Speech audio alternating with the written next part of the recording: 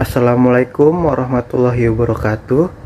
Perkenalkan, nama saya Rizky Danan Pratama dengan nomor NIM 2892150364. Saya dari Fakultas Ekonomi dan Bisnis, Program Studi Manajemen kelas B2. Di sini saya akan mempresentasikan daya saing dan liberalisasi perdagangan internasional dengan dosen pengampu Bapak Imhar MM. Menurut David Ricardo, pada dasarnya perdagangan internasional didorong oleh adanya comparative advantage, di mana produk di suatu negara tidak dapat diproduksi negara lain, dan comparative advantage, di mana negara dapat mengambil keuntungan dari spesifikasi produk yang memiliki opportunity cost lebih kecil dari negara mitra dagangnya. Perdagangan internasional juga menguntungkan baik bagi produsen maupun konsumen, di mana adanya keuntungan dari economic of scale, yaitu penurunan average fixed cost dari produksi dalam jumlah besar, serta spesialisasi produk yang membuat pilihan produk menjadi beragam. Kemudian, kebijakan perdagangan internasional.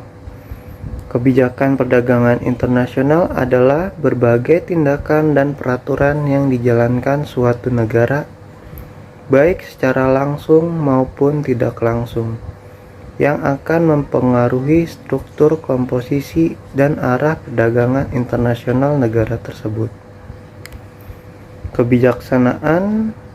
Kebijakan dilaksanakan dengan tujuan untuk melindungi kepentingan ekonomi nasional, industri dalam negeri, dan lapangan kerja, serta menjaga stabilitas ekonomi nasional.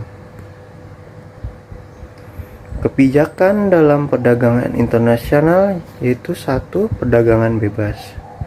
Perdagangan bebas adalah keadaan ketika pertukaran barang atau jasa antar negara berlangsung dengan sedikit ataupun tanpa rintangan.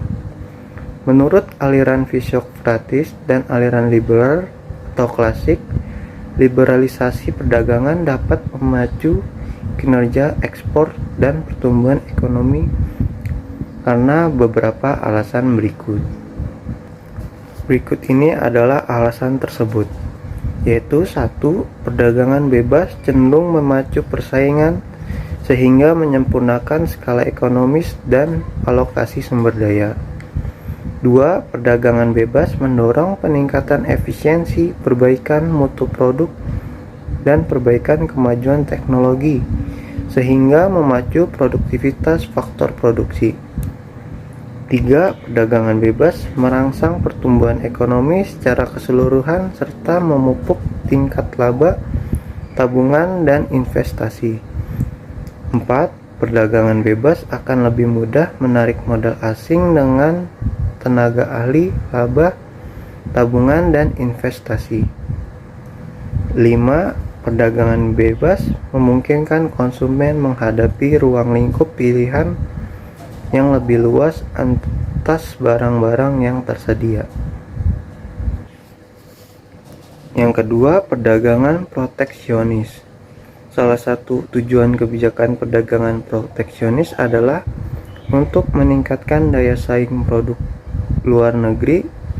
Menurut pengaturan kebijakan proteksionis, nilai tukar atau term of trade barang manufaktur, yaitu ekspor utama negara-negara maju, sering dinilai lebih tinggi dari nilai tukang barang primer, yaitu ekspor utama negara-negara berkembang.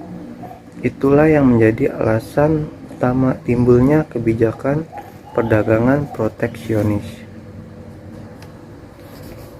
Kebijakan perdagangan proteksionis.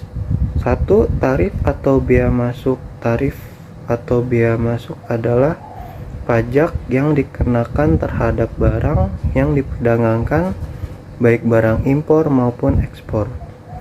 2. Kota-kota adalah batas maksimum jumlah barang tertentu yang bisa diimpor dalam periode tertentu, biasanya 1 tahun. 3.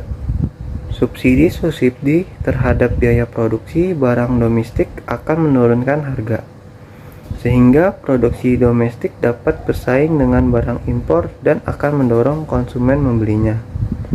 4. Larangan impor karena alasan-alasan tertentu, baik yang bersifat ekonomi maupun politik. Suatu negara tidak menghendaki impor barang tertentu. Hambatan dalam perdagangan internasional. Setiap negara selalu menginginkan perdagangan yang dilakukan antar negara dapat berjalan dengan lancar. Namun, terkadang kegiatan perdagangan antar negara juga mengalami beberapa hambatan. Hambatan-hambatan inilah yang dapat merugikan negara-negara yang melakukan perdagangan internasional. Selanjutnya, banyak negara besar mendukung perdagangan bebas didasari keuntungan komparatif akan meningkatkan kesejahteraan secara global. Konsep dan dukungan ini diungkapkan dalam kesepakatan perdagangan multilateral. Semangat perdagangan bebas dibayang-bayangi oleh pemberlakuan restriksi perbatasan atau perdagangan. Lalu kemudian banyak negara-negara yang telah mengidentifikasi sektor-sektor ekonomi yang perlu dilindungi. Proteksi untuk komoditas pertanian lebih banyak dibandingkan terhadap komoditas industri.